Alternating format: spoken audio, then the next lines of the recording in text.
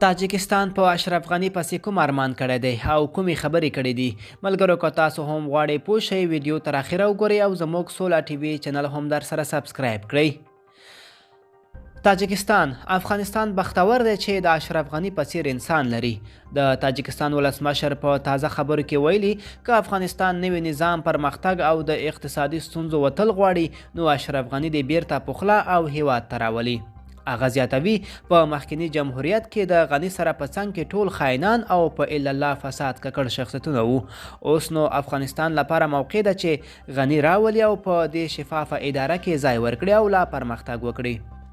د تاجکستان ولسمشر زیاتوي غنی ملکه د یو مشر ورور داسې حیثیت لري. زموږ لپاره لویه اقتصادي پلانونه جوړ کړي او لا هم په هغه پلانونو روان یو او پرمختګ کوو. افغانستان ډیر بختور دی چې د غنی په شان انسان لري. ملګرو تاسو د تاجکستان د ولسمشر دغه څرګندونو ته کومه نظریه لرئ او کوم بحث کول غواړئ موږ سره کومنټ کې شریک کړئ او د لا ښکلو ویډیوګانو لپاره زموږ سولا ټي وي چینل سره پاتې شئ. تر بلې ویډیو ښې چارې.